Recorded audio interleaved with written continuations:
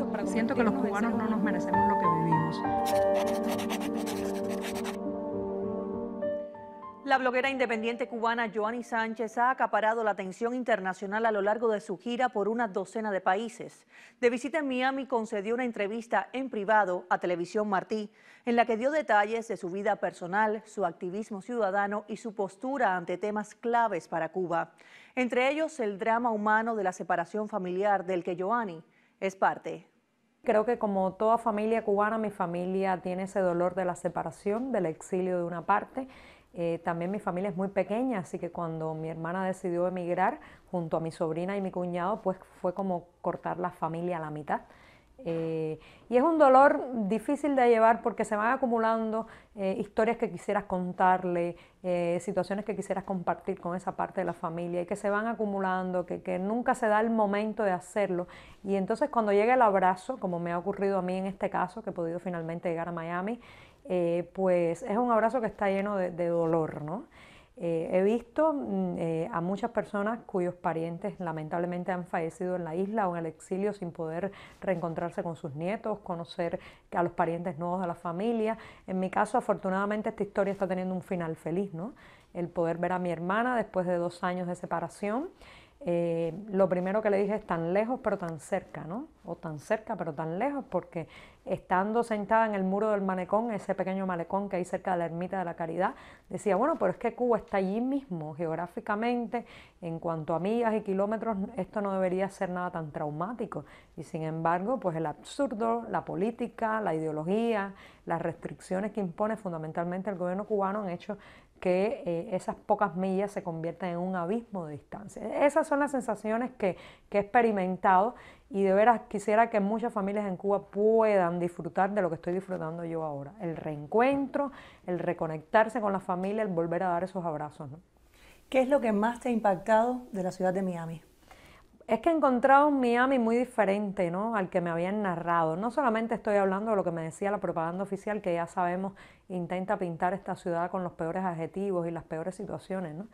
Sino incluso algunos amigos pues me habrían hablado de una ciudad más bien dispersa, no tan orgánica, una ciudad quizás, sociedad quizás donde todo el mundo vivía puertas adentro. Y sin embargo me he encontrado una capital muy afable, una ciudad con una vida cultural intensa, que era algo que me habían puesto en duda algunos amigos, ¿no? He visto muchas galerías, cines, teatros, gente creativa haciendo cosas y me ha impresionado el volumen de la ciudad, lo grande que es, lo moderna, también la belleza de muchos edificios, hay como un regusto en la arquitectura y verdaderas joyas arquitectónicas en esta ciudad. Y a pesar de eso, a pesar del gran contraste entre La Habana decrépita, cayéndose, despintada, sucia, con las calles rotas, y esta ciudad tan moderna, yo pienso que hay muchas similitudes. Y las similitudes están dadas porque hay ese espíritu cubano. Incluso en los edificios que se han construido en los últimos años aquí, yo percibo que está ese toque nacional, ese toque nuestro, que es imposible de ocultar, ¿eh?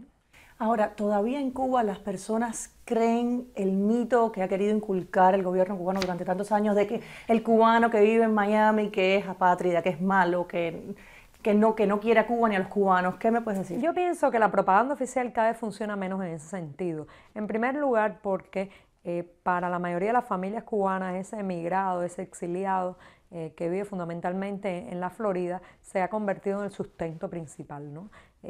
Para poner un plato de comida sobre nuestras mesas muchas veces pues necesitamos de la solidaridad, de la remesa y de la ayuda que viene de fuera, ¿no? Entonces es ya cada vez más difícil creerle al gobierno cuando en la vida real, en la vida familiar, en la vida práctica te estás dando cuenta que en lugar de un exilio apátrida, de un exilio no cubano o anticubano, como lo llaman en la televisión nacional, lo que te estás encontrando son personas muy preocupadas por su país y por los parientes que dejaron atrás. Entonces eso funciona cada vez menos. Tantos cubanos que, como tú sabes, dentro o fuera de Cuba, desean vivir en libertad. Es un deseo normal de cualquier ciudadano del mundo.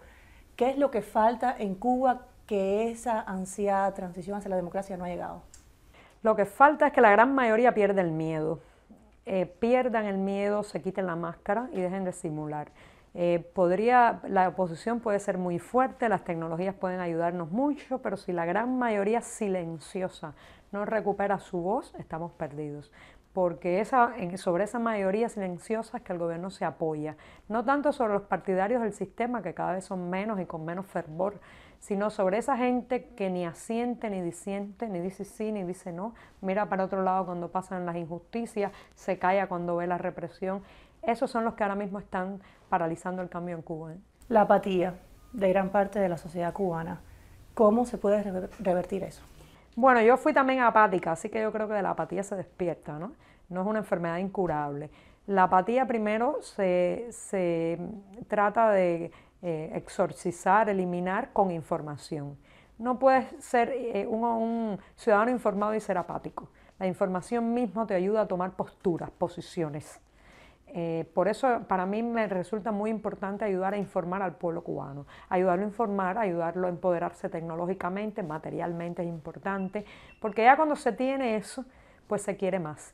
Yo recuerdo un filme que yo vi hace unos años, un filme soviético, de un joven muy pobre, que un día un amigo le preguntó, ¿cuál es tu sueño? Y él le dijo, mi sueño es tener un abrigo como ese.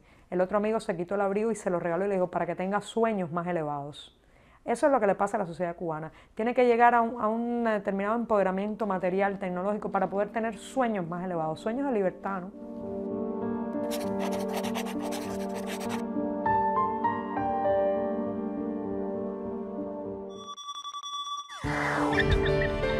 Queremos aprovechar esta magnífica oportunidad para presentarle la campaña Por Otra Cuba, una iniciativa ciudadana que demanda al gobierno cubano la ratificación de los pactos de la ONU.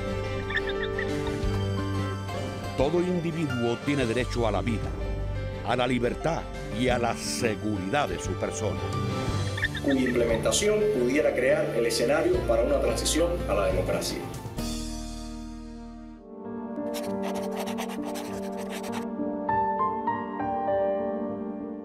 En medio de una apretada agenda, Yoani concedió esta entrevista frente a Televisión Martí en privacidad del hogar familiar. En su estilo único, la premiada periodista habló sobre episodios cruciales de su vida personal, como el regreso a la isla tras años de exilio. Cuéntame sobre este episodio de tu vida. En el 2002 fuiste a Suiza y regresaste en el 2004. Tanto se ha hablado que quiero que seas tú quien nos explique exactamente qué es lo que pasó. Se dice en internet, según algunos informes, que te casaste con un ciudadano alemán. ¿Qué hay de cierto en todo esto? Bueno, yo creo que la única lección positiva que yo he aprendido de Fidel Castro es no hablar de mi vida privada. Yo viví en un país donde en 50 años nuestro presidente nunca nos explicó si se había casado, si tenía hijos o no. Nos tuvimos que enterar después precisamente por las televisoras extranjeras, ¿no? Entonces hay una parte de mi vida que es mi vida. Lo que puedo decir es que he amado y me han amado mucho. Me fui en el año 2002 bastante agotada de la asfixia económica, material, de la asfixia informativa de mi país. Me fui a Suiza porque en ese momento yo era profesora de español para alemanes y suizos, porque bueno, era lo que había logrado hacer de manera alternativa e ilegal. Había tenido muchos estudiantes durante bastante tiempo, desde 1994. Varios de mis estudiantes me ayudaron a partir, a pagarme el boleto incluso. Y entonces, bueno, pues llegué allí, fue una experiencia maravillosa. Tuve 2 años, trabajé.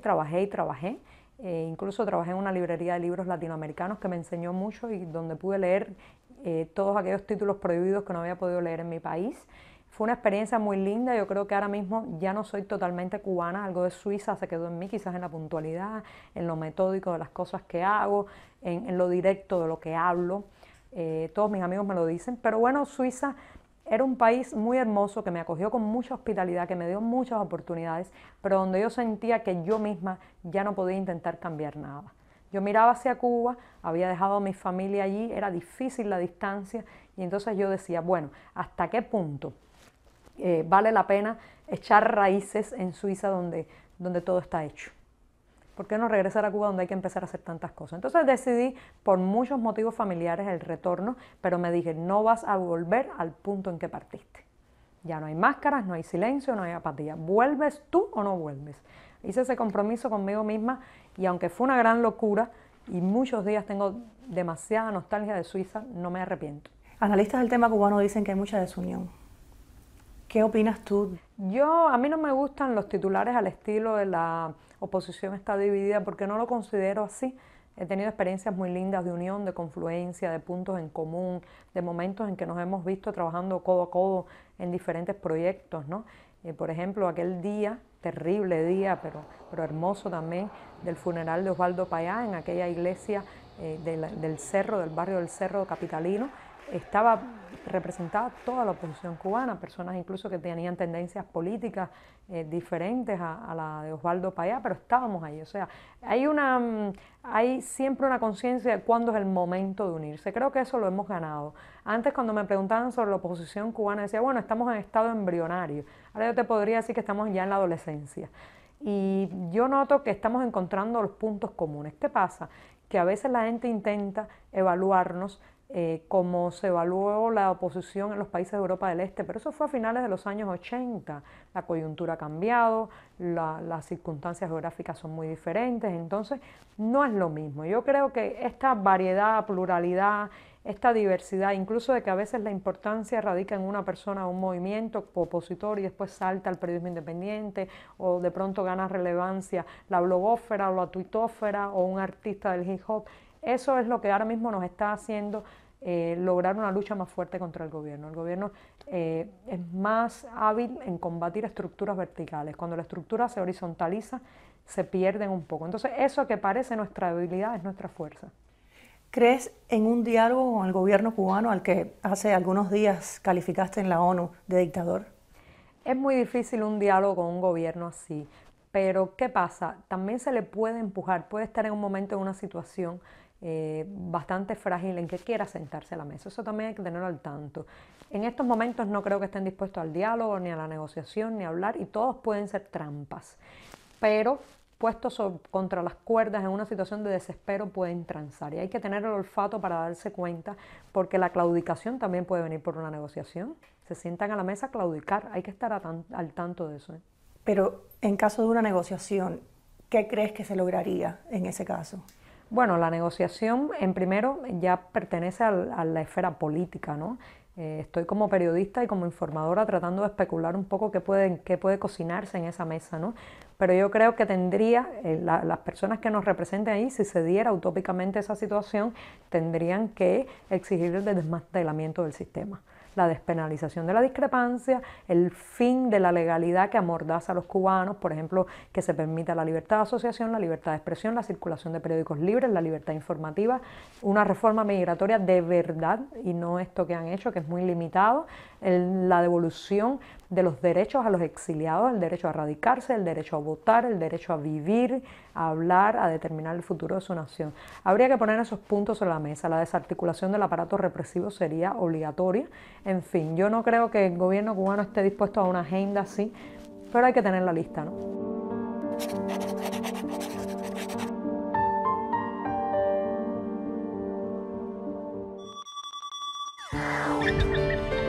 Queremos aprovechar esta magnífica oportunidad para presentarle la campaña Por Otra Cuba, una iniciativa ciudadana que demanda al gobierno cubano la ratificación de los pactos de la ONU.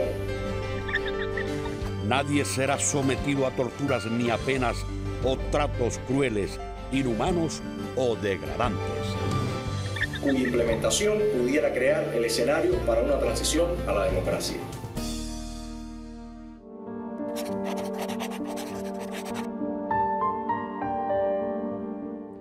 El tema del embargo económico y comercial del gobierno de Estados Unidos hacia el actual gobierno de Cuba siempre es controversial. Yoani Sánchez se ha manifestado a favor del levantamiento de la medida, pero como dijo la autora del blog Generación Y, con condiciones. Ahora, Yoani, en los jardines de la Casa Blanca, en la entrevista que nos concediste, allá me dijiste que estás a favor del levantamiento del embargo, pero con condiciones. ¿Qué condiciones? Sí, bueno, las condiciones mías difieren mucho de las condiciones que tiene la gran mayoría, ¿no? Yo pienso, por ejemplo, que es el momento, ya que hay tantos puntos de vista diferentes, que nos sentemos a hablar de este tema. Si nos sentamos a hablar, va a ocurrir lo que está ocurriendo ya a nivel micro, va a ocurrir a nivel macro, que es que cada cual pone su punto de vista, sus objeciones o sus puntos a favor de que se elimine o se mantenga. Eso sería un buen paso, Por tanto, yo creo que la primera condición es que pase por una negociación con todas las partes damnificadas con las expropiaciones y con las confiscaciones, que es la parte fundamentalmente del exilio, la parte de los que vivimos dentro de la isla, que estamos damnificados por el exceso de pretexto que ha significado el embargo en nuestras vidas, la parte que representa el gobierno norteamericano y la parte que representa el gobierno cubano. Sentarnos a conversar. ¿Qué va a decir el gobierno cubano? No. ¿Y qué va a quedar en evidencia? Que el embargo es una justificación, que no quieren resolverlo, que se aferran a eso como el último baluarte ideológico que les queda. Esa sería mi condición, hablarlo.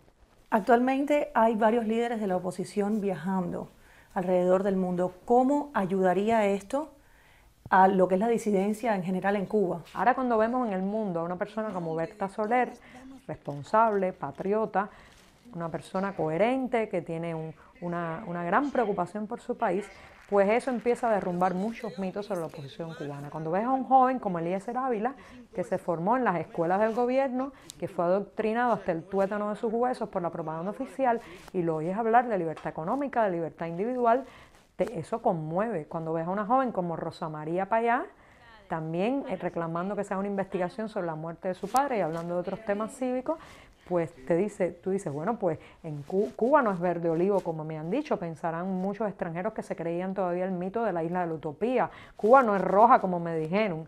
Eso tiene un efecto demoledor. ¿Ustedes lograrían con unos minutos, diferentes días por supuesto, en los medios de comunicación en Cuba, convencer al pueblo cubano de que realmente merece algo mejor? Bueno, con unos minutos no sé si convencemos, pero con unos minutos durante un periodo de tiempo sí convenceríamos, porque el pueblo cubano está cansado del mismo discurso, quiere oír otras voces, quiere creer que hay otra alternativa. Por el momento, la voz oficial les dice que no, que solo este es el camino. Y cuando ve a personas, como te decía, jóvenes, responsables, con energía, con proyectos, con preocupación, yo pienso que ese mensaje va a llegar lejos. Yo, en lo personal, no necesitaría ni siquiera unos minutos, yo con unos segundos me basta. Yo tomo el micrófono y digo, en Cuba hay que despenalizar la discrepancia. ¿Por qué despenalizar la discrepancia? Porque yo creo que ahí está la solución de todos los problemas. Yo no tengo la solución a todos los problemas, pero sé cómo se encuentra. Se encuentra hablando. Cuando esté despenalizada la discrepancia y todo el mundo sepa que nadie va a recibir un castigo, ni un acto de repudio, ni la cárcel por decir, van a aparecer las soluciones. Ha sido duramente criticada por varios sectores. Unos te acusan de agente de la CIA, otros te acusan de agente de la seguridad del Estado, los dos extremos. Una matari. ¿Qué respondes a estas acusaciones? Bueno, eso no me preocupa en realidad ni me molesta. Yo creo que ese es el sino de Cuba, la desconfianza perenne. Somos un país desconfiado, escéptico, un país que nos ha inoculado el miedo al otro. Por tanto, no me sorprende, no lo vivo con dolor porque lo esperaba. Sé que muchas de esas cosas se cocinan en los laboratorios de la seguridad del Estado, tanto unas acusaciones como otras. Y siempre me digo a mí misma, bueno, si los extremos te critican es que eres un moderado. Yo soy una moderada, una persona que usa la palabra, que no utiliza la violencia verbal, que no utiliza un lenguaje incendiario, que quiere desde el no ataque personal intentar cambiar su realidad. Así que bienvenidos los insultos, no me duelen, no me molestan, no me paralizan, no voy a dejarme callar por ningún tipo de acusaciones y bueno, solo le pido a esas personas que se fijen en mi obra, que vayan a mis textos, que lean y digan si realmente creen que ahí hay dobleces, ¿no? Mi abuela me decía, la mentira puede correr 100 años, la verdad la alcanza en un día. Ahora la mentira está corriendo, llegará el día que le toque a la verdad correr, ¿no?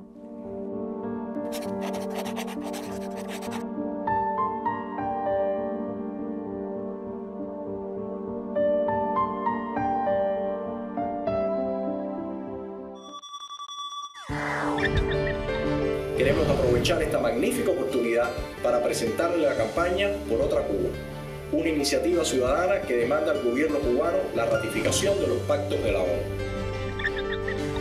Todo ser humano tiene derecho en todas partes al reconocimiento de su personalidad jurídica, cuya implementación pudiera crear el escenario para una transición a la democracia.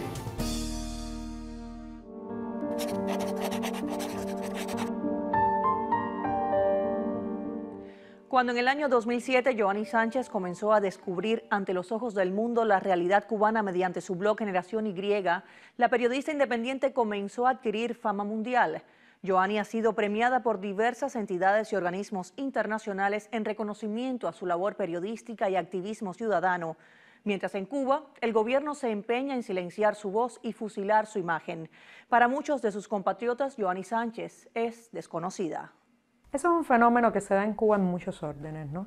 Yo recuerdo la primera vez que un extranjero de visita en mi país me preguntó si yo conocía el Buenavista Social Club.